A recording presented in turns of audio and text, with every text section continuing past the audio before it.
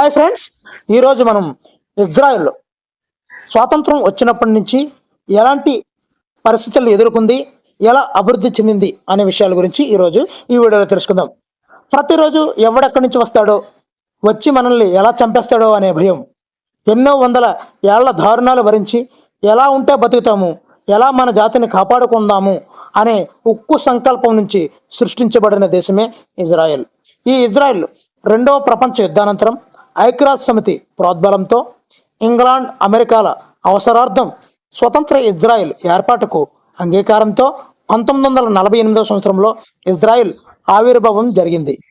కానీ అనుకున్నంత భూభాగం కానీ, అనుకున్న వనరులేవి లభించుకున్నా ఎలాగోలా మాతృభూమికి చేరుకోగలిగామనే ఆత్మతృప్తితో అంగీకరించాల్సి వచ్చింది. ఈ కొండలు గుట్టలు, నీటి వసతి లేని భూమి ఉంటేనేమి లేకుంటేనేమి అంటూ అనేక మంది వెటకారంగా మాట్లాడారు కూడా.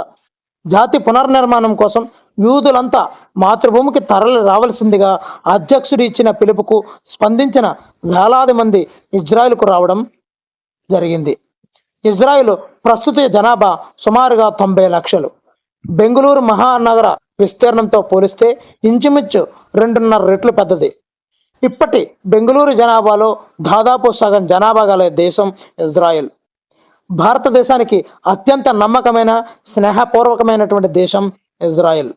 ఇజ్రాయెల్ అభివృద్ధి గురించి ఇప్పుడు ఒకసారి చూసుకుందాం.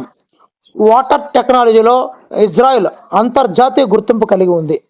2011 సంవత్సరంలో ఇజ్రాయెల్ వాటర్ టెక్నాలజీ పరిశ్రమ $2 బిలియన్ల అమెరికన్ డాలర్ల పెట్టుబడులతో ఉత్పత్తుల ఎగుమతిలో అగ్రగామిగా ఉంది.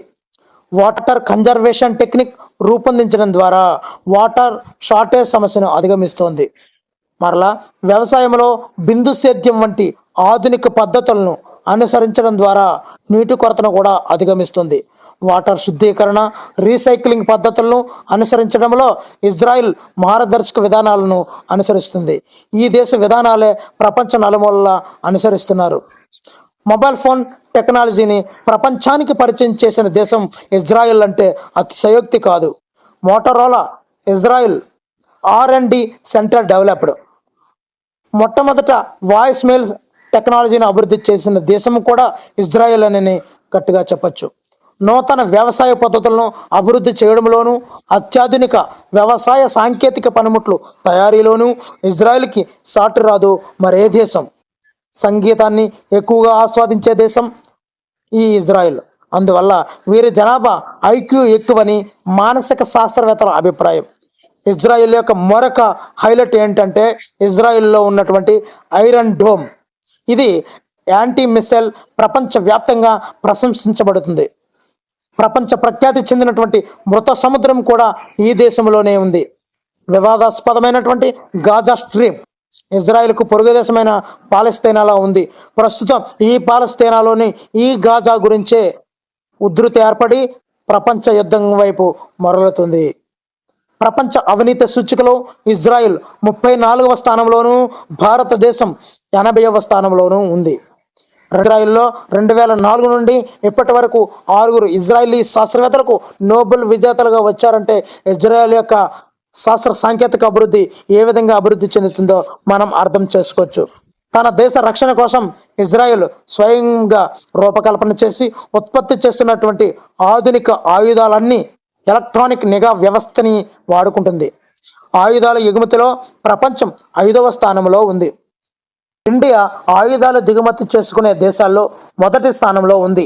ఇజ్రాయెల్కి మనమే అతిపెద్ద ఆయుధ కొనుగోలుదారులం. గొప్ప గొప్ప శాస్త్రవేత్తలు, ఇంజనీర్లు నిరంతర ప్రణాళికలతో ఎందుకు పనికిరాదనుకున్న భూమిని అతి తక్కువ కాలంలోనే దేశమంతా నీటిపారుదల సౌకర్యాలు ఏర్పరచుకొని సస్యశ్యామలం చేసుకున్నారు. అది ఇజ్రాయెల్ అంటే. ఈరోజు వ్యవసాయంలో ప్రపంచమంతా వాడుతున్నటువంటి అనేక అధునాతన యంత్ర పరికరాల్లో దాదాపు అన్నీ కూడా ఇజ్రాయెల్ శాస్త్రవేత్తలు రూపొందించినవేనని చాలామందికి తెలియదు కూడా. వినూత్నమైనటువంటి వ్యవసాయ పద్ధతులు అంటే డ్రిప్ ఇరిగేషన్ లాంటివి మొదలైనవి అన్నీ కూడా వారి సృష్టే. మరి కంప్యూటర్ రంగంలోనూ కూడా ఏంటి అంటే Microsoft Windows, Cisco, Motorola, voice mail technology, IBM R&D centre, biotechnology, router technology, ఇలా చెప్పలేనన్ని ఇన్నోవేషన్స్ ఇజ్రాయెల్ శాస్త్రవేత్తల కురిసే. వ్యాపార రంగంలోనూ వారికి వారే సాటి. నాస్డాక్లో చైనా తర్వాత అత్యధిక పెట్టుబడులు ఈ ఇజ్రాయెల్ వారివే. ఇక రక్షణ రంగం గురించి చెప్పనక్కరనే లేదు. అమెరికాకు కూడా యుద్ధ శిక్షణ ఇవ్వగలిగే స్థాయిలో ఉంది ఇజ్రాయిల్ అంటే అర్థం చేసుకోవచ్చు. మరి దాని యొక్క స్పెషాలిటీ ఏమిటో చూద్దాం. ఇప్పుడు దేశ జనాభాలో 16 సంవత్సరాలు దాటిన యువకులకు 3 సంవత్సరాల పాటు, అదే యువతులకైతే 2 సంవత్సరాల పాటు ఆర్మీ ట్రైనింగ్ తీసుకోవాల్సిందే. ఇక్కడి మహిళా యుద్ధ వీర నారీమణులను చొరకత్తులు అని పిలుస్తారు. ఈ ఏర్పాటంతా ఒక్క సంవత్సరంలోనే జరగలేదు. కనీసం 15 నుండి 20 సంవత్సరాలు పట్టిందనుకోండి.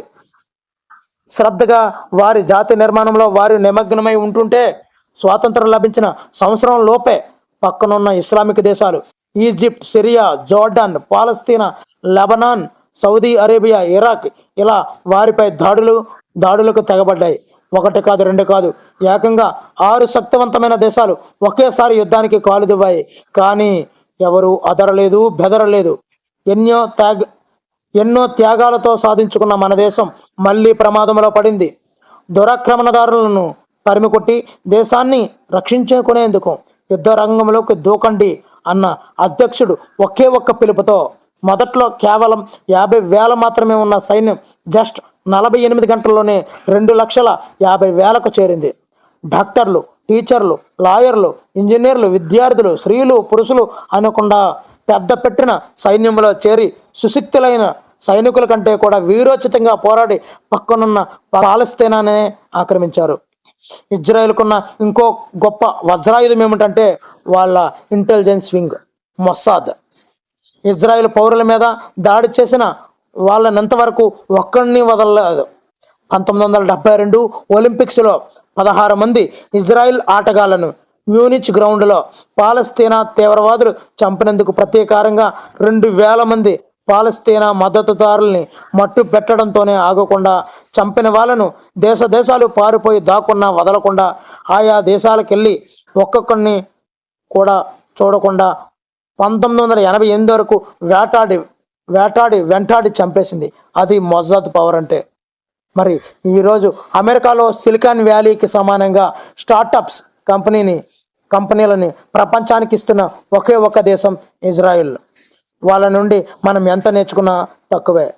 జై హింద్.